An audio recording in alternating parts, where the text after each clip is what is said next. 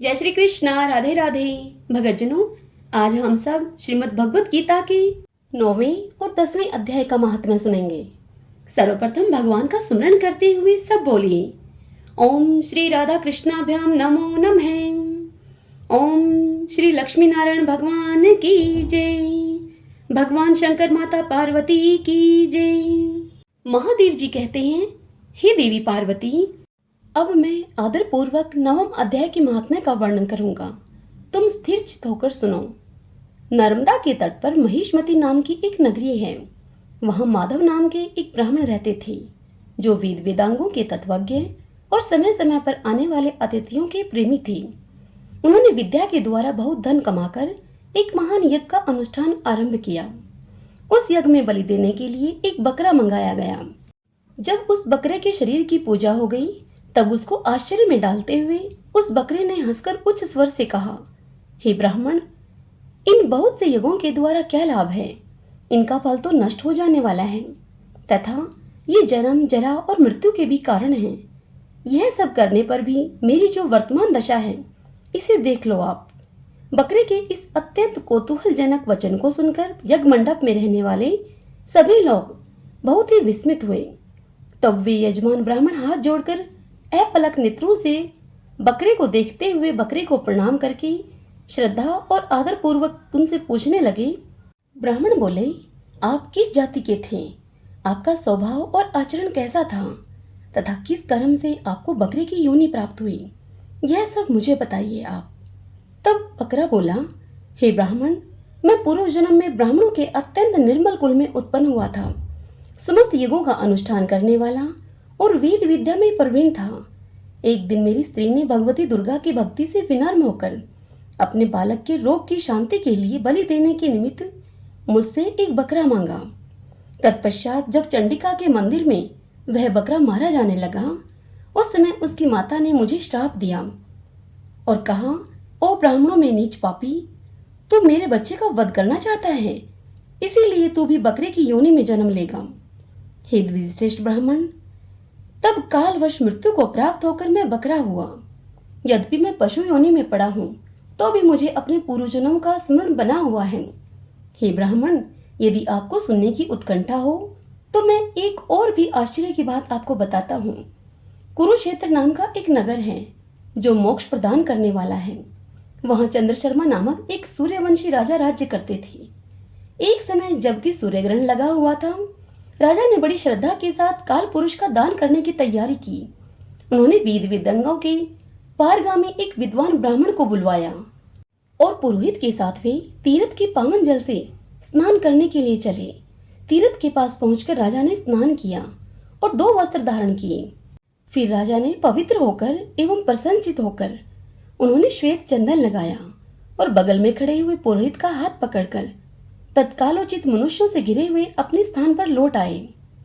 आने पर राजा ने यथोचित विधि से भक्तिपूर्वक ब्राह्मण को काल पुरुष का दान किया। तब काल पुरुष का हृदय चीरकर उनमें से एक पापात्मा चांडाल प्रकट हुआ। फिर थोड़ी देर के बाद निंदा भी चांडाली का रूप धारण करके काल पुरुष के शरीर से निकली और ब्राह्मण के पास आ गई। इस प्रकार चांडालों की वह जोड़ी आंखें लाल किए हुए निकली और ब्राह्मण के शरीर में हठ पूर्वक प्रवेश करने लगी। ब्राह्मण मन ही मन गीता के 9वें अध्याय का जप करते थे और राजा चुपचाप यह सब कौतुक देखने लगे। ब्राह्मण के अंतःकरण में भगवान गोविंद शयन करते थे, वे उन्हीं का ध्यान करने लगे। ब्राह्मण ने जब गीता के 9वें अध्याय का जप करते हुए अपने आश्रयभूत भगवान का ध्यान किया, उस समय गीता के अक्षरों से प्रकट हुए विष्णु दूतों के द्वारा पीड़ित होकर वे दोनों चांडाल भाग चले। उनका उद्योग निष्फल हो गया। इस प्रकार इस घटना को प्रत्यक्ष देखकर राजा के नेत्र आश्चर्य से चकित हो उठे। उन्होंने ब्राह्मण से पूछा, हे विप्रवर, इस महाभयंकर आपत्ति को आपने कैसे पार किया? आप किस मंत्र का जप तथा किस देवता का स्मरण कर रहे थे? वह पुरुष तथा वह स्त्री कौन थे? वे दोनों कैसे उपस्थित हुए और फिर वे शांत कैसे हो गए? ये सब आप मुझे बताइए। तब ब्राह्मण ने कहा कि हे राजन, चांडाल का रूप धारण करके भयंकर पाप ही प्रकट हुआ था तथा वह स्त्री निंदा की साक्षात मूर्ति थी। मैं इन दोनों को ऐसा ही समझता हूँ। उस समय मैं गीता के 9वें अध्याय के मंत्रों की माला जपता था उसी का महात्म्य है कि सारा संकट दूर हो गया। हे महीपते, मैं नित्य ही गीता के 9वें अध्याय का जप करता हूँ। उसी के प्रभाव से प्रतिग्रह जनित आपत्तियों के पार हो सका हूँ। यह सुनकर राजा ने उसी ब्राह्मण से गीता के 9वें अध्याय का अभ्यास किया। फिर वे दोनों ही परम शांति अर्थात मोक्ष को प्राप्त हो गए। यह कथा सुनकर ब्राह्मण ने बकरे को बंधन से मुक्त कर दिया और गीता के अभ्यास से परम गति को प्राप्त हुआ। भगवान शिव कहते हैं, हे सुंदरी, अब तुम 10वें अध्याय के महात्म्य की परम पावन कथा को सुनो, जो स्वर्ग रूपी दुर्ग में जाने के लिए सुंदर सोपान और प्रभाव की चरम सीमा है। काशीपुरी में धीर बुद्धि नाम से विख्यात एक ब्राह्मण था, जो मुझ में नंदी के समान भक्ति रखता था। वह पावन कीर्ति के अर्जन में तत्पर रहने वाला, शांत चित्त और हिंसा, कठोरता एवं दुस्साहस से दूर रहने वाला था। जितेंद्रिय होने के कारण वह निर्वर्ती मार्ग में ही स्थित रहता था। उसने वेद रूपी समुद्र का पार पा लिया था। वह संपूर्ण शास्त्रों के तात्पर्य का ज्ञाता था। उसका चित्त सदा मेरे ध्यान में संलग्न रहता था। वह मन को अंतरात्मा में लगाकर सदा आत्म तत्व का साक्षात किया करता था।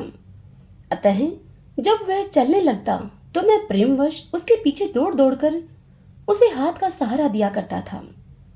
यह देखकर मेरे पार्षद भृंगिरीट ने पूछा, हे भगवान, इस प्रकार भला किसने आपका दर्शन किया होगा? इस महात्मा ने कौन सा तप, कौन सा होम अथवा कौन सा ऐसा जप किया है कि आप स्वयं पद पद पर इसे हाथ का सहारा देते चलते हैं? भृंगिरीटी का यह प्रश्न सुनकर मैंने इस प्रश्न के उत्तर में उसे इसका उत्तर देना आरंभ किया।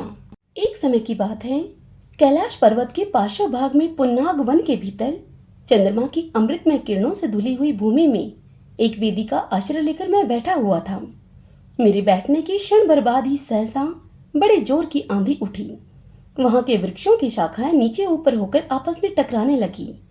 कितनी ही टहनियां टूट टूट कर बिखर गई। पर्वत की अविचल छाया भी हिलने लगी। इसके बाद वहां महान भयंकर शब्द हुआ, जिससे पर्वत की कंदराएं प्रतिध्वनित हो उठी। तदंतर आकाश से कोई विशाल पक्षी उतरा, जिसकी कांति काले मेघ के समान थी। वह कजल की राशि, अंधकार के समूह अथवा पंख कटे हुए काले पर्वत सा जान पड़ता था। पैरों से पृथ्वी का सहारा लेकर उस पक्षी ने मुझे प्रणाम किया और फिर एक सुंदर नवीन कमल मेरे चरणों में रखकर स्पष्ट वाणी में स्तुति करने उसने आरंभ की। वह पक्षी बोला, हे देव, आपकी जय हो। आप चिंतानंदमयी, सुधा के सागर एवं जगत के पालक हैं। सदा सद्भावना से युक्त एवं अनाशक्ति की लहरों से उल्लसित हैं। आपके वैभव का कहीं अंत नहीं है। आपकी जय हो। अद्वैत वासना से परिपूर्ण बुद्धि के द्वारा आप त्रिविध मलों से रहित हैं। आप जितेंद्रिय भक्तों के अधीन रहते हैं तथा ध्यान में आपके स्वरूप का साक्षात्कार होता है। आप अविद्यामयी उपाधि से रहित, नित्य मुक्त, निराकार, निरामय, असीम अहंकार शून्य, आवरण रहित और निर्गुण हैं। आपके चरण कमल शरणागत भक्तों की रक्षा करने में प्रवीण हैं। अपने भयंकर ललाट रूपी महासर्प की विष ज्वाला से आपने कामदेव को भस्म किया है। आपकी जय हो। आप प्रत्यक्ष आदि प्रमाणों से दूर रहते हुए भी प्रमाण स्वरूप हैं। आपको बारंबार नमस्कार है। चैतन्य के स्वामी तथा त्रिभुवन रूपधारी आपको प्रणाम है। मैं श्रेष्ठ योगियों के द्वारा चुंबित आपके उन चरण कमलों की वंदना करता हूँ, जो अपार भवपाप के समुद्र से पार उतारने में अद्भुत शक्तिशाली हैं। हे महादेव, साक्षात बृहस्पति भी आपकी स्तुति करने की दृष्टता नहीं कर सकते। सहस्त्र मुखों वाले नागराज शेष में भी इतनी चातुरी नहीं है कि वे आपके गुणों का वर्णन कर सकें। फिर मेरे जैसे छोटी बुद्धि वाले पक्षी का तो बिसात ही क्या है। उस पक्षी के द्वारा किए हुए इस स्तोत्र को सुनकर मैंने उससे पूछा, हे विहंगम, तुम कौन हो और कहाँ से आए हो? तुम्हारी आकृति तो हंस जैसी है, मगर रंग कोए का मिला हुआ है। तुम जिस प्रयोजन को लेकर यहाँ पर आए हो उसे बताओ। तब वह पक्षी बोला कि हे देवेश, मुझे ब्रह्मा जी का हंस जानिए। दुर्जटे, जिस कर्म से मेरे शरीर में इस समय कालिमा आ गई है उसे सुनिए। हे प्रभु, यद्यपि आप सर्वज्ञ हैं, अतः आपसे कोई भी बात छिपी हुई नहीं है। तथापि यदि आप पूछते हैं तो मैं बतलाता हूँ। सौराष्ट्र अर्थात सूरत नगर के पास एक सुंदर सरोवर है जिसमें कमल लहराते रहते हैं। उसी में बाल चंद्रमा के टुकड़े जैसे श्वेत मरनालों की ग्रास लेकर मैं बड़ी तीव्र गति से आकाश में उड़ रहा था। उड़ते उड़ते सहसा वहां से पृथ्वी पर मैं गिर पड़ा। जब मैं होश में आया और अपने गिरने का कोई कारण न देख सका तो मन ही मन में सोचने लगा कि अहो, यह मुझ पर क्या आ पड़ा। आज मेरा पतन कैसे हो गया। पके हुए कपूर के समान मेरे श्वेत शरीर में यह कालिमा कैसे आ गई। इस प्रकार विस्मित होकर मैं अभी विचार ही कर रहा था कि एकाएक उस पोखरे के कमलों में से मुझे ऐसी वाणी सुनाई दी, हंस उठो, मैं तुम्हारे गिरने और काले होने का कारण बताती हूँ। तब मैं उठकर सरोवर के बीच में गया और वहां 5 कमलों से युक्त एक सुंदर कमलिनी को देखा। मैंने उसको प्रणाम करके मैंने प्रदक्षिणा की और अपने पतन का उससे कारण पूछा।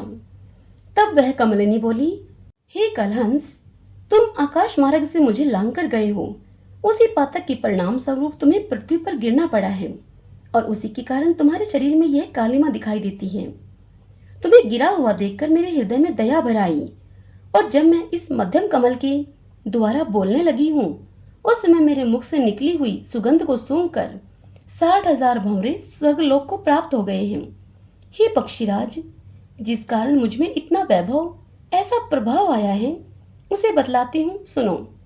इस जन्म से पहले तीसरे जन्म में मैं इस पृथ्वी पर एक ब्राह्मण की कन्या के रूप में उत्पन्न हुई थी। उस समय मेरा नाम सरोजवदना था। मैं गुरुजनों की सेवा किया करती हुई सदा एकमात्र पतिव्रते के पालन में तत्पर रहती थी। एक दिन की बात है, मैं एक मैना को पढ़ा रही थी। इससे पति सेवा में कुछ विलंब हो गया। इससे पति देवता कुपित हो गए और उन्होंने मुझे श्राप दिया और कहा, हे पापिनी, तू मैना हो जा। मरने के बाद यद्यपि मैं मैना ही हुई तथापि पतिव्रते के प्रसाद से मुनियों के ही घर में मुझे आश्रय मिला। किसी मुनि कन्या ने मेरा पालन पोषण किया। मैं जिनके घर में थी वे ब्राह्मण प्रतिदिन प्रातःकाल विभूति योग नाम से प्रसिद्ध गीता के 10वें अध्याय का पाठ किया करते थे और मैं उस पापहारी अध्याय को सुना करती थी। हे विहंगम, काल आने पर मैं मैना का शरीर छोड़कर 10वें अध्याय के महात्म्य से स्वर्गलोक में अप्सरा हुई। मेरा नाम पद्मावती हुआ और मैं पद्मा की प्यारी सखी हो गई। एक दिन मैं विमान से आकाश में विचर रही थी। उस समय सुंदर कमलों से सुशोभित इस रमणीय सरोवर पर मेरी दृष्टि पड़ी और इसमें उतरकर जो ही मैंने जल क्रीड़ा आरंभ की तो ही दुर्वासा मुनि वहां आ धमके। उन्होंने वस्त्रहीन अवस्था में मुझे देख लिया। उनके भय से मैंने स्वयं ही यह कमलिनी का रूप धारण कर लिया। मेरे दोनों पैर 2 कमल हुए, दोनों हाथ भी 2 कमल हो गए और शेष अंगों के साथ मेरा मुख भी एक कमल हुआ। इस प्रकार मैं 5 कमलों से युक्त हुई। मुनिवर दुर्वासा ने मुझे देखा। उनके नेत्र क्रोध अग्नि से जल रहे थे। वे बोले, पापिनी, तू इसी रूप में 100 वर्षों तक पड़ी रहे। यह श्राप देकर वे क्षण भर में अंतर्ध्यान हो गई। कमलिनी होने पर भी योग अध्याय के महात्म्य से मेरी वाणी लुप्त नहीं हुई है। मुझे लांघने मात्र के अपराध से तुम पृथ्वी पर गिरे हो। हे पक्षीराज, यहाँ खड़े हुए तुम्हारे सामने आज मेरे श्राप की निवृत्ति हो रही है, क्योंकि आज 100 वर्ष पूरे हो गए।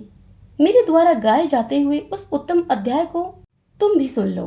उसके श्रवण मात्र से तुम भी आज ही मुक्त हो जाओगे। इस प्रकार कहकर पद्मिनी ने स्पष्ट एवं सुंदर वाणी में 10वें अध्याय का पाठ किया और वह मुक्त हो गई। उसे सुनने के बाद उसी के दिए हुए उस उत्तम कमल को लाकर मैंने आपको अर्पण किया है। इतनी कथा सुनाकर उस पक्षी ने अपना शरीर त्याग दिया। यह एक अद्भुत सी घटना हुई। वही पक्षी अब 10वें अध्याय के प्रभाव से ब्राह्मण कुल में उत्पन्न हुआ है। जन्म से ही अभ्यास होने के कारण शैशव अवस्था से ही उसके मुख से सदा गीता के 10वें अध्याय का उच्चारण हुआ करता है। 10वें अध्याय के अर्थ चिंतन का यह परिणाम हुआ है कि यह सब भूतों में स्थित शंख चक्रधारी भगवान विष्णु का सदा ही दर्शन करता रहता है। इसकी स्नेहपूर्ण दृष्टि जब कभी किसी देहधारी के शरीर पर पड़ जाती है तो वह चाहे शराबी और ब्रह्मा हत्यारा ही क्यों न हो, वह मुक्त हो जाता है तथा पूर्व जन्म के अभ्यास किए गए 10वें अध्याय के महात्म्य से इसको दुर्लभ तत्व ज्ञान प्राप्त है तथा इसने जीवन मुक्ति भी पा ली है। अतः जब यह रास्ता चलने लगता है तो मैं भी इसे हाथ का सहारा दिए रहता हूँ। हे भृंगरिटे, यह सब 10वें अध्याय की ही महिमा है। हे पार्वती, इस प्रकार मैंने भृंगरिटी के सामने जो पापनाशक कथा कही थी वही यहाँ तुमसे भी कही है। नर हो या नारी अथवा कोई भी क्यों ना हो, इस 10वें अध्याय के श्रवण मात्र से उसे सब आश्रमों के पालन का फल प्राप्त होता है। हरि ओम तत्सत। श्री राधा कृष्णाभ्याम नमो नमः। श्री लक्ष्मी नारायण भगवान की जय। भगवान शंकर माता पार्वती की जय। भगतजनों, यदि यह कथा आपको पसंद आई हो तो वीडियो को आप लाइक करें और अपने अपनों के साथ इसे शेयर करें और पुण्य कमाएं। और कमेंट बॉक्स में आप जय श्री कृष्णा राधे राधे लिखें। जय श्री कृष्णा राधे राधे।